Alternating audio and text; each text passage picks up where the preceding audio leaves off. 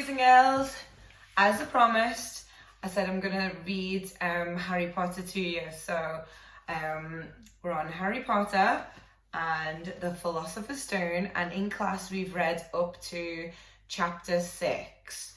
So the last chapter was all about Harry being in Diagon Alley and collecting his things to get ready for Hogwarts. So this is chapter 6, and it's the journey from platform 9 3/4. So get yourselves comfortable and hope you enjoy this chapter. Harry's last month with the Dursleys wasn't fun. True, Dudley was now so scared of Harry he wouldn't stay in the same room, while Aunt Petunia and Uncle Vernon didn't shut Harry in his cupboard, force him to do anything, or shout at him. In fact, they didn't speak to him at all. Half terrified, half furious, they acted as though any chair with Harry in it was empty, although this was an improvement in many ways. It did become a bit depressing after a while. Harry kept to his room with his new owl for company. He had decided to call her Hedwig, a name he had found in A History of Magic. His school books were very interesting. He lay on his bed reading late into the night, Hedwig swooping in and out of the open window as she pleased. It was lucky that Aunt Petunia didn't come in to hoover anymore, because Hedwig kept bringing back dead mice. Every night before he went to sleep, Harry ticked off another day on the piece of paper he had pinned to the wall, counting down to September the 1st. On the last day of August, he thought he'd better speak to his aunt and uncle about getting to King's Cross Station next day. So he went down to the living room, where they were watching a quiz show on television. He cleared his throat to let them know he was there, and Dudley screamed and ran from the room. Uncle Vernon? Uncle Vernon grunted to show he was listening. I need to be at King's Cross tomorrow to go to Hogwarts. Uncle Vernon grunted again. Would it be all right if you gave me a lift? Grunt. Harry supposed that meant yes. Thank you. He was about to go back upstairs when Uncle Vernon actually spoke. Funny way to get to wizard school, the train. Magic carpets all got punctures, have they? Harry didn't say anything. Where is the school anyway? I don't know, said Harry, realising this for the first time. He pulled the ticket Hagrid had given him out of his pocket. I just take the train from platform 9 3/4 at 11 o'clock, he read. His aunt and uncle stared. Platform what? 9 3/4. Don't talk rubbish, said Uncle Vernon. There is no platform 9 3/4. It's on the ticket. Barking, said Uncle Vernon. Howling mad, the lot of them. You'll see. You just wait.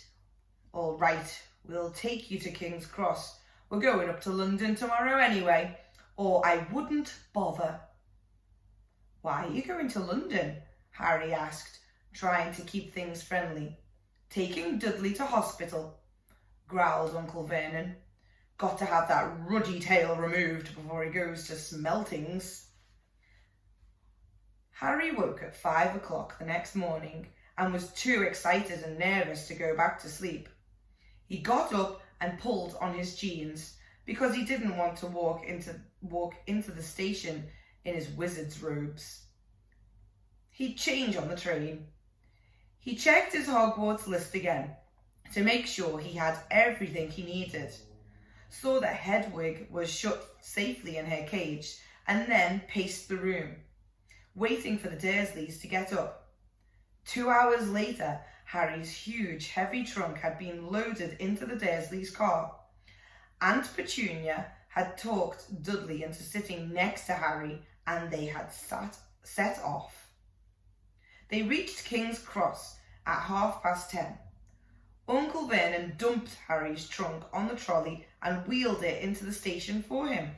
Harry thought this was strangely kind until Uncle Vernon stopped dead, facing the platform with a nasty grin on his face. "Well, there you are, boy. Platform 9 and platform 10. Your platform should be somewhere in the middle, but they don't seem to have built it yet, do they?" He was quite right, of course. There was a big plastic number 9 on the front of one platform and a big plastic number 10 over the one next to it, and in the middle, nothing at all. "Have a good term," said Uncle Vernon, with an even nastier smile. He left without another word. Harry turned and saw the Dursleys drive away. All three of them were laughing. Harry's mouth went rather dry. What on earth was he going to do? He was starting to attract a lot of funny looks because of Hedwig. He'd have to ask someone. He stopped a passing guard, but didn't dare mention platform 9 3/4. The guard had never heard of Hogwarts, and when Harry couldn't even tell him what part of the country it was in, he started to get annoyed, as though Harry was being stupid on purpose. Getting desperate, Harry asked for the train that left at 11 o'clock, but the guard said there wasn't one. In the end, the guard strode away, muttering about time wasters. Harry was now trying hard not to panic. According to the large clock over the arrivals board, he had 10 minutes left to get onto the train to Hogwarts, and he had no idea how to do it. He was stranded in the middle of a station with a trunk he could hardly lift, a pocket full of wizard money, and a large owl. Hagrid must have forgotten to tell him something you had to do, like tapping the third brick on the left to get into Diagon Alley. He wondered if he should get out his wand and start tapping the ticket box between platform 9 and 10.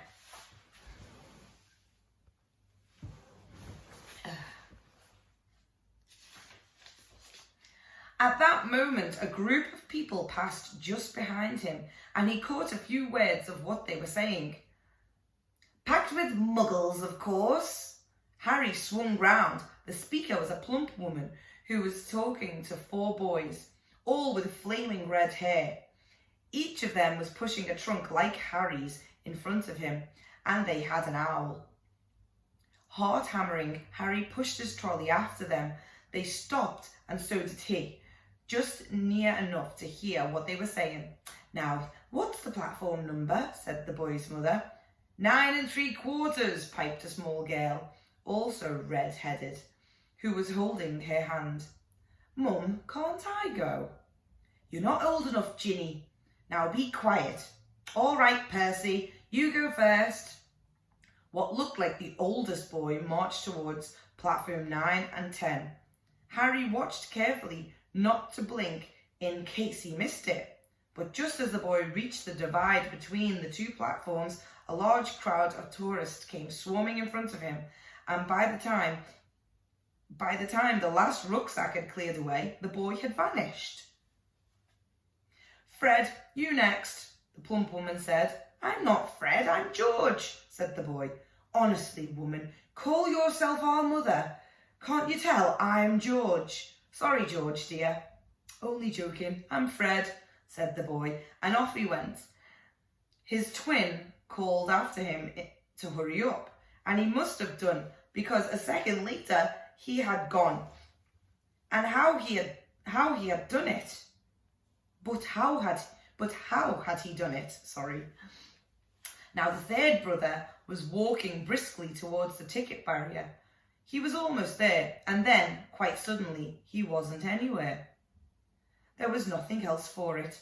"Excuse me," Harry said to the plump woman.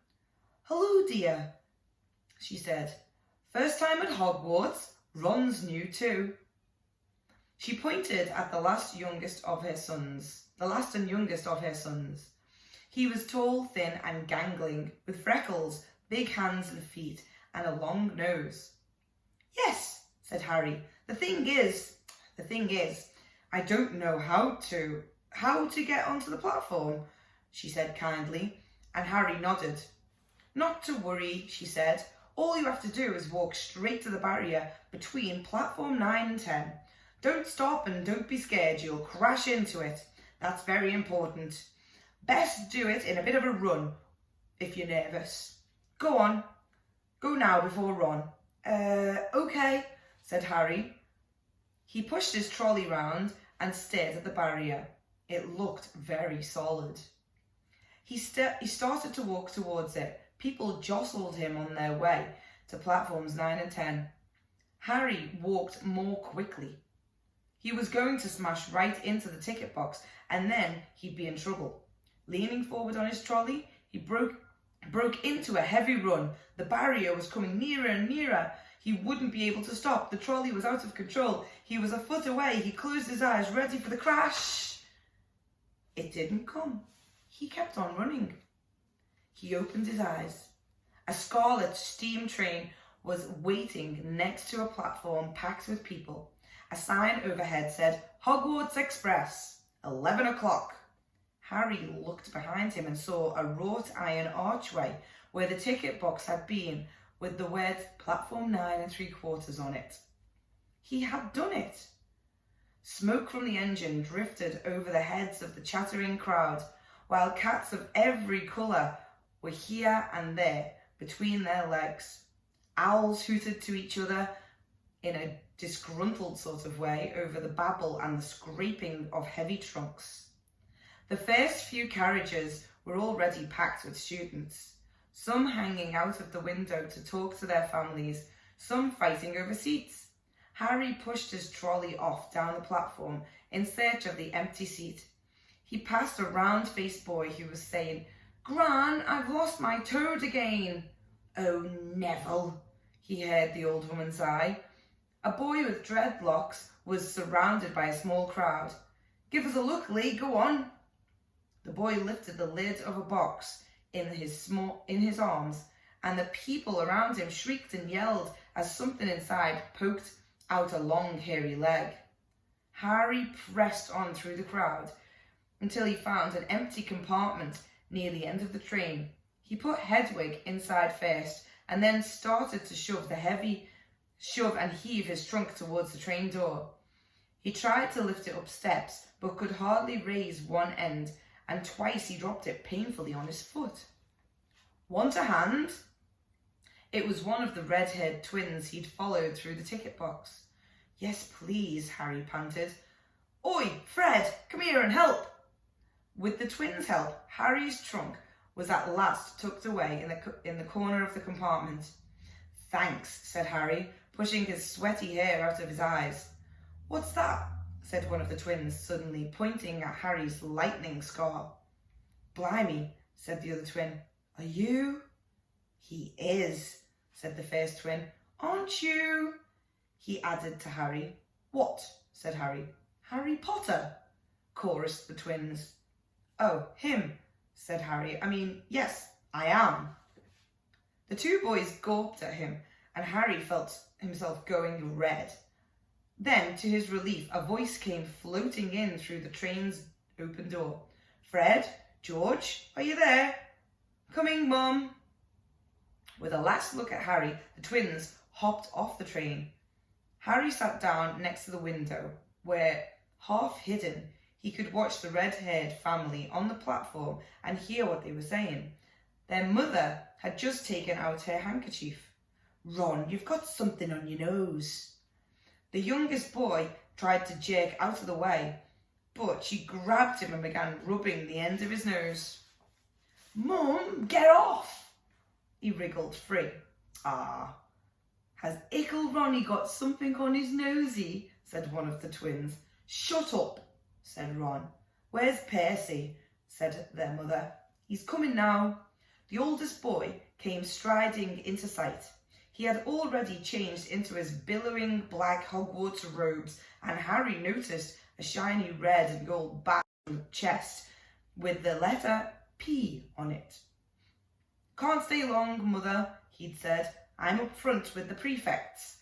I've got 2 compartments to themselves." "Oh, are you? Perfect, Percy," said one of the twins, with an air of great surprise. "You should have said something. We had no idea." "Hang on, I think I remember him saying something about it," said the other twin. "Once. Or twice." "A minute. All summer." "Oh, shut up," said Percy the prefect. "How come Percy gets new robes anyway?" said one of the twins. "Because he's a prefect," said the mother fondly. "All right, dear, well, have a good term. Send me an owl when you get there." She kissed Percy on the cheek and he left. Then she turned to the twins. "Now, you 2, this year, you behave yourselves. If I get one more owl telling me you've blown up a toilet or..." "Blown up a toilet? We've never blown up a toilet." "Great idea though, Mum, thanks." "It's not funny. And look after Ron." "Don't worry, Ickle Ronnykins is safe with us." "Shut up," said Ron again. He was almost as tall as the twins already, and his nose was still pink where his mother had rubbed it. "Hey, Mum, guess what? Guess who we just met on the train?"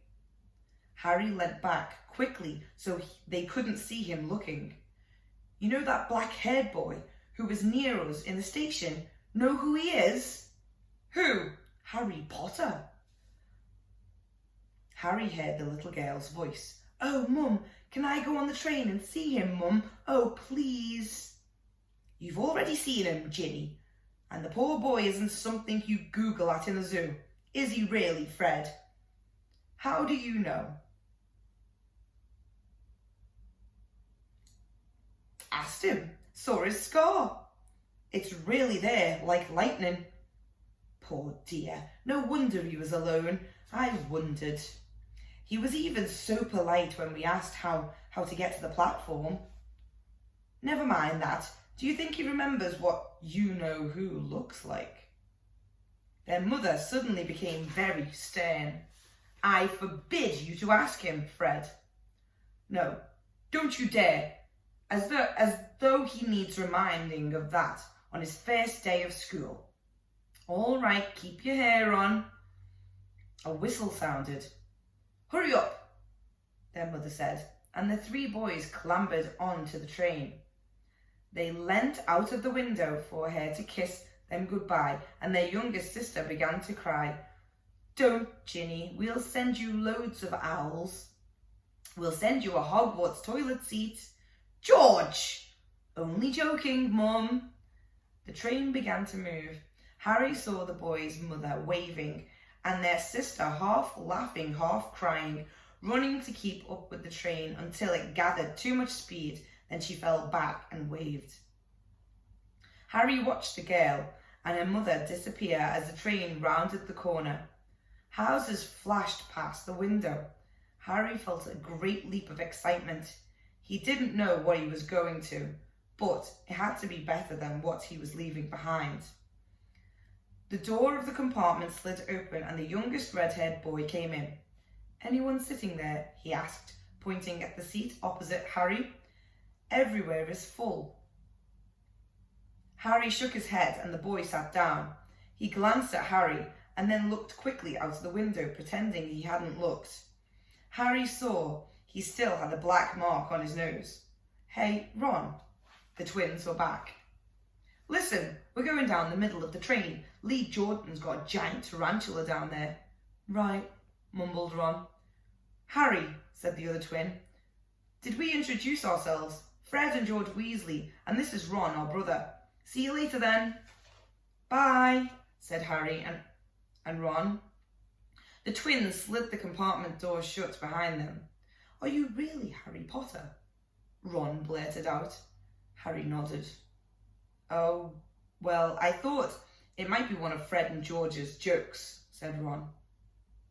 And have you really got, you know? He pointed at Harry's forehead. Harry pulled back his fringe to show the lightning scar. Ron stared. So that's where you know who? Yes, said Harry, but I can't remember it. Nothing, said Ron eagerly. Well, I remember a lot of green light, but nothing else. Wow, said Ron. He sat and stared at Harry for a few moments. Then, as though he had suddenly realised that what he was doing, he looked quickly out of the window again. Are all of your family wizards? Asked Harry, who found Ron just as interesting as Ron found him. Yeah, I think so, said Ron. I think Mum's got a second cousin who's an accountant, but we never talk about him. So you must know loads of magic already. The Weasleys were clearly one of those old wizarding families the pale boy in Diagon Alley had talked about. I heard you went to live with Muggles, said Ron. What are they like? Horrible. Well, not all of them. My aunt and uncle and cousin are, though. Wish I'd had 3 wizard brothers. 5, said Ron. For some reason he was looking gloomy. I'm the 6th in our family to go to Hogwarts. You could say I've got a lot to live up to. Bill and Charlie have already left. Bill was head boy and Charlie was captain of Quidditch. Now Percy's a prefect. Fred and George mess around a lot, but they still get really good marks and everyone thinks they're really funny. Everyone expects me to do as well as the others, but if I do, it's no big deal because they did it first. You never get anything new, either, with 5 brothers. I've got Bill's old robes, Charlie's old wand, and Percy's old rat. Ron reached inside his jacket and pulled out a fat grey rat, which was asleep. His name's Scabbers, and he's useless. He hardly ever wakes up. Percy got an owl from my dad for being made a prefect, but they couldn't I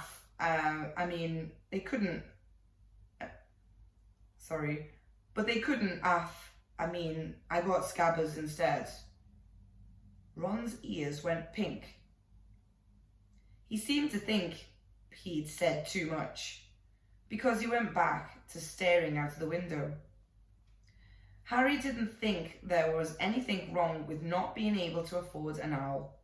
After all, he'd never had any money in his life until a month ago, and he told Ron so. All having to wear Dudley's old clothes and never getting proper birthday presents. This seemed to cheer Ron up. And until Hagrid told me, I didn't know anything about being a wizard or about my parents or Voldemort. Ron gasped. What? Said Harry. You said you know whose name? Said Ron, sounding both shocked and impressed. I'd have thought you of all people. I'm not trying to be brave or anything, saying the name, said Harry. I just never knew you shouldn't. See what I mean? I got loads to learn, I bet. He added, voicing for the first time something that had been worrying him a lot lately. I bet I'm the worst in class. You won't be. There's loads of people who come from Muggle families and they learn quick enough. While they had been talking, the train had carried them out of London. Now they were speeding past fields full of cows and sheep. They were quiet for a time, watching the fields and lanes flick past. Around 12:30, there was a great clattering outside in the corridor, and a smiling, dimpled woman slid back their door and said, "Anything off the trolley, dears?" Harry, who hadn't had any breakfast, leapt to his feet, but Ron's ears went pink again, and he muttered that he'd brought sandwiches. Harry went out into the corridor. He had never had any money for sweets with the Dursleys, and now he had pockets rattling with gold and silver. He was ready to buy as many Mars bars as he could carry. But the woman didn't have Mars bars. What she did have were Bertie Bott's every flavour beans, Drubel's best blowing gum, chocolate frogs, pumpkin pasties, cauldron cakes, licorice wands, and a number of other strange things Harry had never seen in his life. Not wanting to miss anything, he got some of everything and paid the woman 11 silver sickles and 7 bronze nuts. Ron stared as Harry brought it all back into the compartment and tipped it on an empty seat. "Hungry, are you?" "Starving," said Harry, taking a large bite out of a pumpkin pasty. Ron had taken out a lumpy package and unwrapped it. There were 4 sandwiches in there. He pulled one of them apart and said, "She always forgets I don't like corned beef." "Swap you for one of these," said Harry, holding up a pasty. "Go on." "You don't want this, it's all dry," said Ron. "She hasn't got much time," he added quickly. "You know, with 5 of us." "Go on, have a pasty," said Harry, who had never had anything to share before, or, indeed, anyone to share it with. It was a nice feeling, sitting there with Ron, eating their way through all Harry's pasties and cakes. The sandwiches lay forgotten. "What are these?" Harry asked Ron, holding up a packet of chocolate frogs. "They're not really frogs, are they?" He was starting to feel that nothing would surprise him. "No," said Ron, "but see what the card is." "I'm missing Agrippa." "What?" "Oh, of course, you wouldn't know. Chocolate frogs have cards inside them, you know, to collect famous witches and wizards. I've got about 500, but I haven't got Agrippa or Ptolemy." Harry unwrapped his chocolate frog and picked up the card. It showed a man's face. He wore half-moon glasses, had a long crooked nose and flowing silver hair, beard and moustache. Underneath the picture was the name Albus Dumbledore. "So this is Dumbledore," said Harry.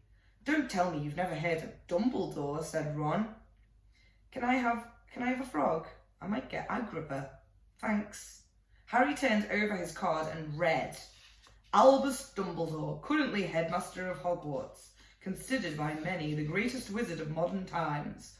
Professor Dumbledore is particularly famous for his defeat of the dark wizard Grindelwald in 1945, for the discovery of the 12 uses of dragon's blood, and his work on alchemy and his partner, Nicholas Flamel. Professor Dumbledore enjoys chamber music and 10-pin bowling."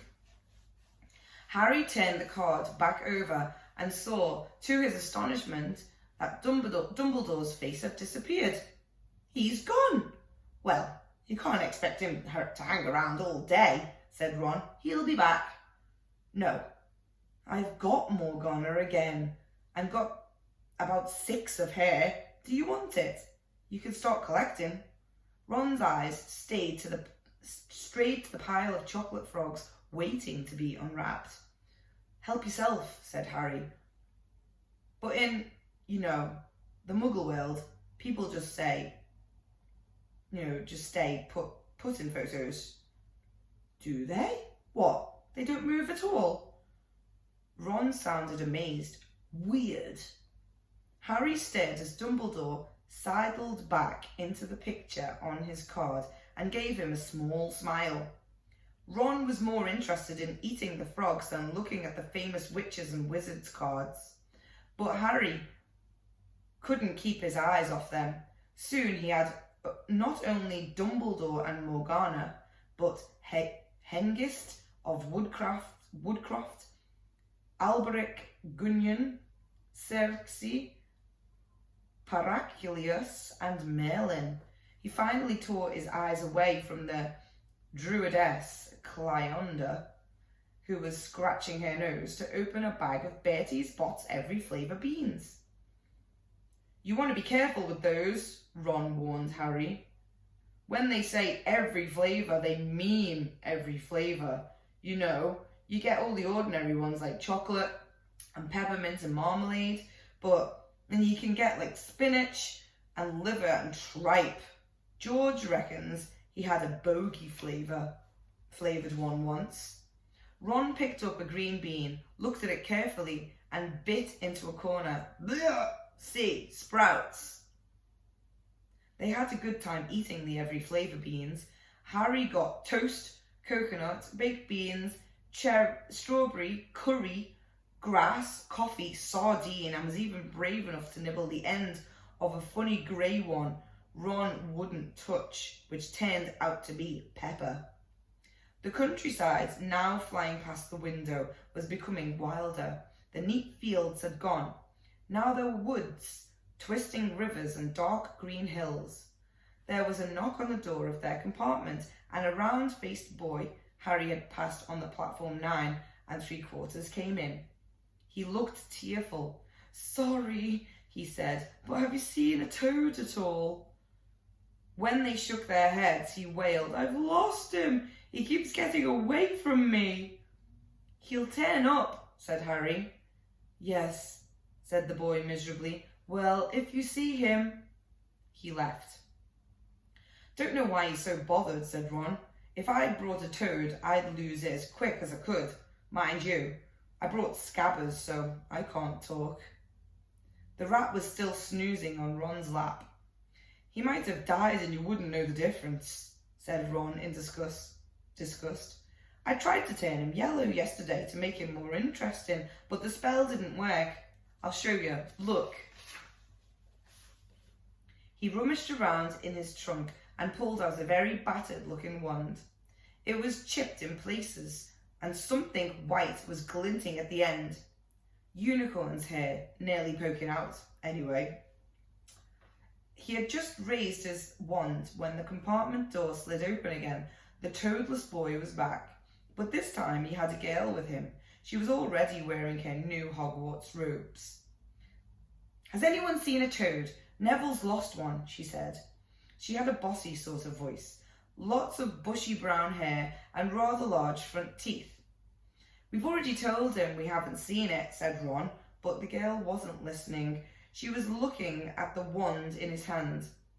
"Oh, are you doing magic? Let's see it then." She sat down. Ron looked taken aback.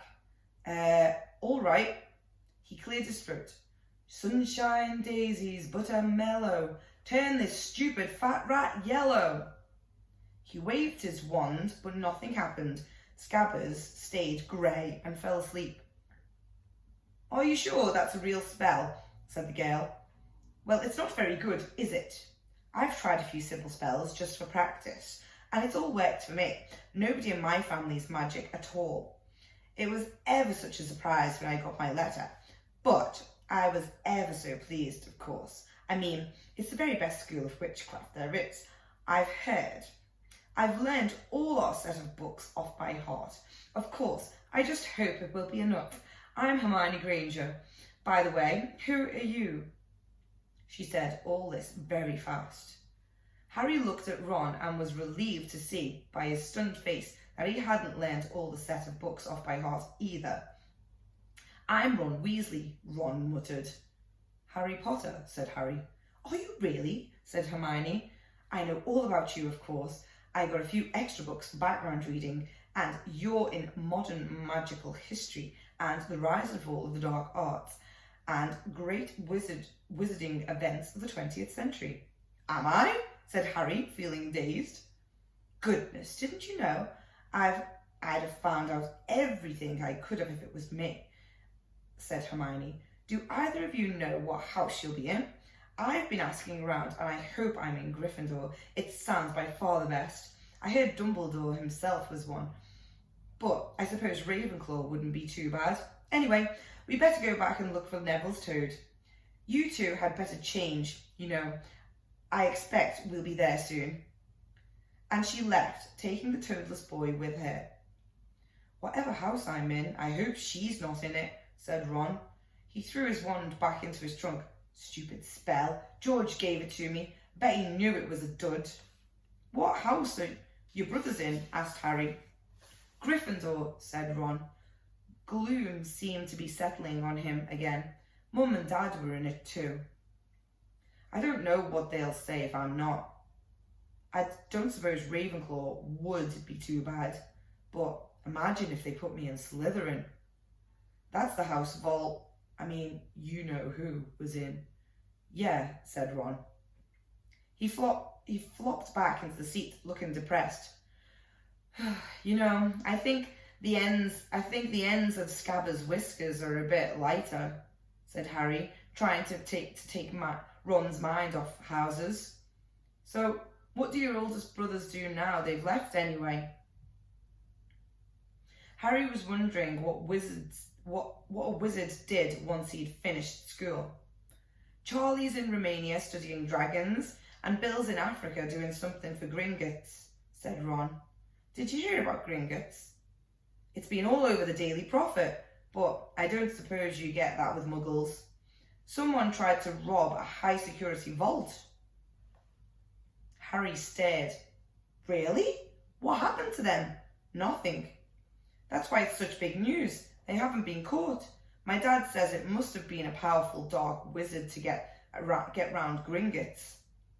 But they don't think they took anything. That's what's odd. Of course, everyone gets scared when something like this happens, in case you know who's behind it. Harry turned this news over in his mind. He was starting to get a prickle of fear every time you know who was mentioned. He supposed this was all part of entering the magical world, but it had been a lot more comfortable saying Voldemort without worrying. What's your Quidditch team? Ron asked. I don't know any, Harry confessed. What? Ron looked dumbfounded. Oh, you wait, it is the best game in the world, and he was off explaining all about the four balls and the positions of the 7 players, describing famous games he'd been to with his brothers, and the broomstick he'd like to get if he had any money. He was just taking Harry through the finer points of the game when the compartment door slid open again, but it wasn't Neville, the toadless boy, or Hermione Granger this time. 3 boys entered, and Harry recognised the middle one at once. It was the pale boy from Madame Malkin's robe shop. He was looking at Harry with a lot more interest than he had shown back in Diagon Alley. Is it true? He said. They're saying all down the train that Harry Potter's in this compartment. So, it's you, is it? Yes, said Harry. He was looking at the other boys, both of them with thick set and looked extremely mean. Standing either side of the pale boy, they looked like bodyguards. Oh, this is Crabbe and this is Goyle, said the pale boy carelessly, noticing where Harry was looking.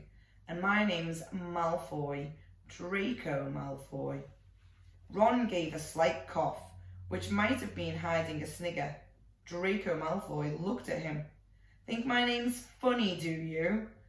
No need to ask who you are. My father told me all the Weasleys have red hair, freckles, and more children than they can afford. He turned back to Harry. You'll soon find some wizarding families are much better than others, Potter. You don't want to go making friends with the wrong sort. I can help you there. He held out his hand to shake Harry's, but Harry didn't take it. I think I can tell who the wrong sort are for myself, thanks, he said coolly. Draco Malfoy didn't go red, but a pink tinge appeared in his pale cheeks. I'd be careful if I were you, Potter, he said slowly. Unless you're a bit politer, you'll go the same way as your parents. They didn't know what was good for them either. You hang around with riffraff like the Weasleys and that Hagrid, and it'll rub off on you. Both Harry and Ron stood up. Ron's face was red, was as red as his hair. Say that again, he said. Oh, you're going to fight us, are you? Malfoy sneered. Unless you get out now, said Harry. more bravely than he felt, because Crab and Goyle were a lot bigger than him or Ron. But we don't feel like leaving, do we, boys? We've eaten all our food, and you still seem to have some. Goyle reached towards the chocolate frogs next to Ron.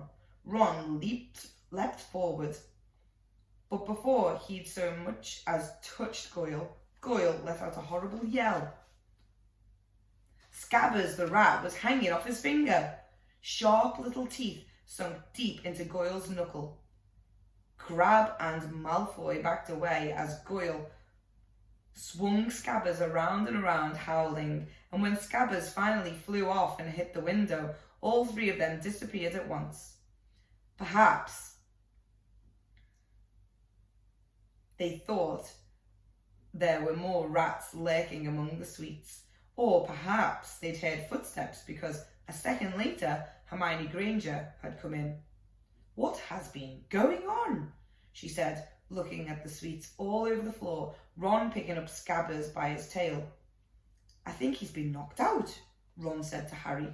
He looked closer at Scabbers. "No, I don't believe it. He's gone back to sleep." And so he had. You've met Malfoy before." Harry explained about their meeting in Diagon Alley. "I've heard of his family," said Ron darkly. "They were some of the first to come back to our side after you-know-who disappeared. Said they'd been bewitched. My dad doesn't believe it. He said Malfoy's father didn't need an excuse to go over to the dark side." He turned to Hermione. "Can we help you with something?" "You'd better hurry up and put your robes on. I've just been up to the front to ask the driver, and he says they're nearly there. You haven't been fighting, have you? You'll be in trouble before we even get there." "Scabbers has been fighting, not us," said Ron, scowling at her. "Would you mind leaving while we change?" "All right. I only came here because people outside are behaving very childishly, racing up and down the corridors," said Hermione in a sniffy voice. "And you've got dirt on your nose, by the way. Did you know?" Ron glared at her as she left. Harry peered out of the window. It was getting dark. He could see mountains and forests under a deep purple sky. The train did seem to be slowing down. He and Ron took off their jackets and pulled on their long black robes. Ron's were a bit short for him. You could see his trainers underneath them. A voice echoed through the train. "We will be reaching Hogwarts in 5 minutes' time. Please leave your luggage on the train. It will be taken to the school separately." Harry's stomach lurched with nerves, and Ron, he saw, looked pale under his freckles. They crammed their pockets with the last of the sweets and joined the crowds thronging the corridor. The train slowed right down and finally stopped. People pushed their way towards the door and out onto the tiny dark platform. Harry shivered in the cold night air. Then a lamp came bobbing over the heads of the students, and Harry heard a familiar voice. First years, over here, all right there, Harry." Hagrid's big hairy face beamed over the sea of heads. "Come on, follow me. Any more first years? Mind your step. Now, first years, follow me." Slipping and stumbling, they followed Hagrid down what seemed to be a steep, narrow path. It was so dark either side of them that Harry thought there must be thick trees there. Nobody spoke much. Neville, the boy who kept losing his toad, sniffed once or twice. You'll get your first sight of Hogwarts in a sec," Hagrid called over his shoulder. "Just round this bend here." There was a loud "Oh!" The narrow path had opened suddenly onto the edge of a great black lake. Perched atop a high mountain, on the other side, its shadows sparkling in the starry sky, was a vast castle with many turrets and towers. "No more than 4 to a boat," Hagrid called, pointing to a fleet of little boats sitting in the water by the shore. Harry and Ron were followed into their boat by Neville and Hermione. "Everyone in," shouted Hagrid, who had a boat to himself. "Right then, forward!" And the fleet of little boats moved off all at once, gliding across the lake, which was as smooth as glass. Everyone was silent, staring up at the great castle overhead. It towered over them as they sailed nearer and nearer to the cliff on which it stood. "Heads down!" yelled Hagrid as the first boat reached the cliff. They all bent their heads, and the little boats carried them through a curtain of ivy which hid a wide opening in the cliff face. They were carried along a dark tunnel, which seemed to be taking them right underneath the castle until they reached a kind of underground harbour, where they clambered out on into the rocks and pebbles. "Oi, you there! Is that your toad?" said Hagrid, who was checking the boats as people climbed out of them. "Trevor?" cried Neville blissfully, holding out his hands. Then they clambered up a passageway in the rock after Hagrid's lamp, coming out at last onto the smooth, damp grass, right in the shadow of the castle. They walked up a flight of stone steps and crowded round the huge oak front door. "Everyone here. You there! Still got your toad?" Hagrid raised a gigantic fist and knocked 3 times on the castle door. So let's just think back to the beginning of the chapter and all of the different emotions that Harry will be feeling throughout this chapter. So at the beginning, he's asking Uncle Vernon for a lift.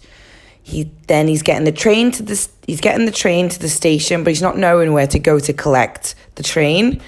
He's had to ask for help, and then he meets Ron and the rest of the Weasleys.